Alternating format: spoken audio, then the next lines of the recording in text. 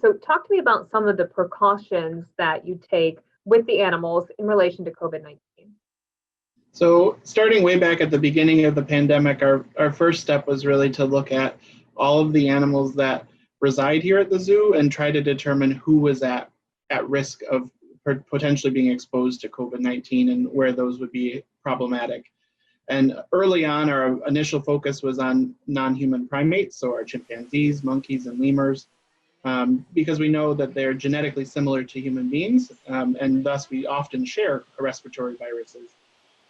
As the pandemic unfolded, some of the early zoo animal cases actually involved large cats, and so we knew that our cats were a focus, our lions, tigers, snow leopards, and interestingly, some other species like otters and skunk are related to a group of animals called mustelids that we have examples of animals that have caught that COVID-19 as well. So we tried to identify where those risks were, and then from a precaution standpoint, it was really adapting the same precautions we use with each other to how we interact with the animals. So keepers were now wearing face masks when they're working in the animal spaces. Our training program, where we're doing a lot of training with different animals, that had to change. And early on, it actually was suspended for a time where we weren't doing those close contact training sessions.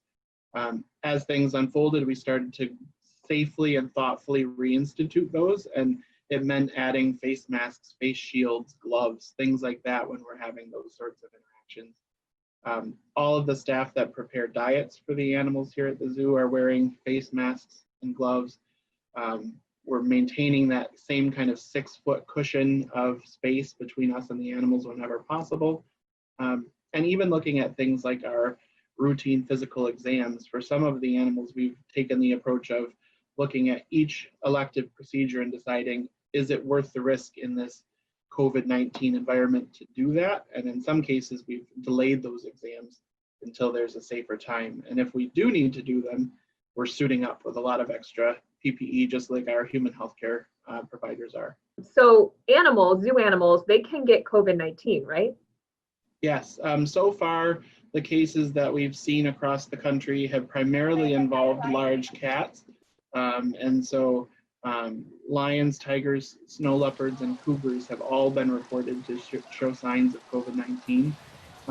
Recently, just in the last few days, there was an announcement of a group of gorillas in San Diego that showed signs. And so we're constantly keeping a lookout for the animals here. We have not had any positive cases here at John Ball Zoo, but we are watching to make sure that we're keeping track of any respiratory illness that does come up.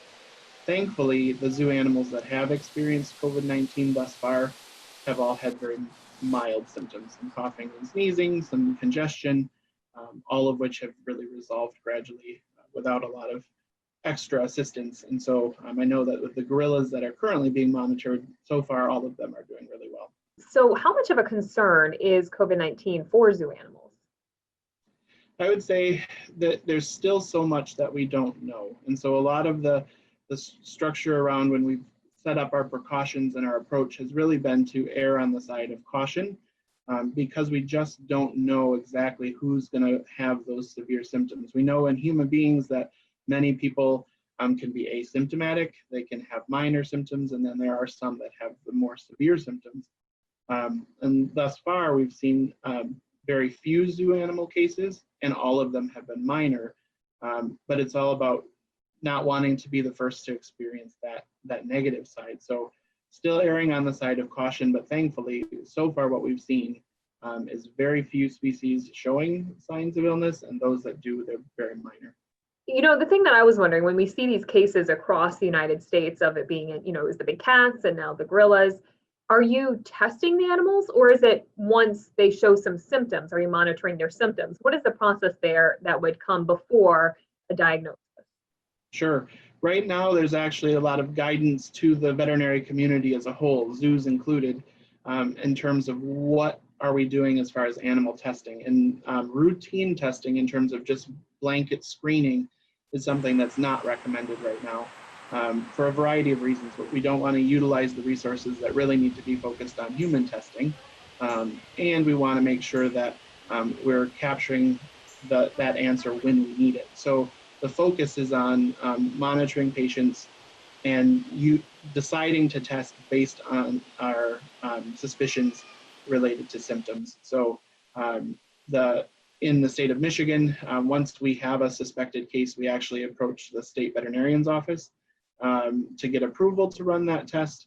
And typically once that test is performed, if there is a positive result, then it's verified by a federal laboratory. What do you think people might not realize about what you do or what the zoo is doing in regards to COVID-19 in the animals? I think that it's, at least for those that have come to visit the zoo this year, they definitely got to see those frontline changes that were put into place to keep human beings safe. And I think ultimately with COVID-19, that is the most important thing that we can do. I think that the added layer of animal protection is something that probably goes unnoticed and doesn't really present itself as you're walking through the zoo. But literally, we went through and evaluated every exhibit. Where could guests get within that 6-foot bubble? We added some extra barriers in spaces to just kind of keep that distance there in spaces that we needed it. And all of those things really have applied to how we care for the animals in a way that is not necessarily readily visible, but all that thoughtful process has gone into that to make sure that we're keeping the animals healthy too. Gotcha. And just to reiterate, you guys have not had any animals that have shown symptoms or tested for COVID-19, correct? Correct. We have had occasional sniffles and sneezes throughout the winter months, and that's fairly common.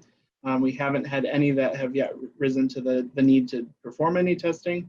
And no, we have not had any positive cases here at the zoo, but we're keeping a close eye out throughout.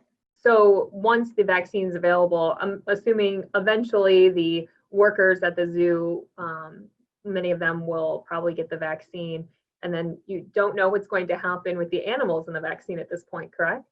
Correct. And depending on the animal, there are certainly vaccines that we use on both sides. So for instance, human beings are vaccinated for measles, and we do use measles vaccination in some of our young primates. So it is possible that a COVID-19 vaccine would end up used in animals in some way, shape, or form. Thus far, I think part of the benefit on our side, on the veterinary side, is that the animals that do seem to get this disease experience it in a very mild way. So the drastic need that we see on our side, on the human side, at least is not what we're seeing on the veterinary side.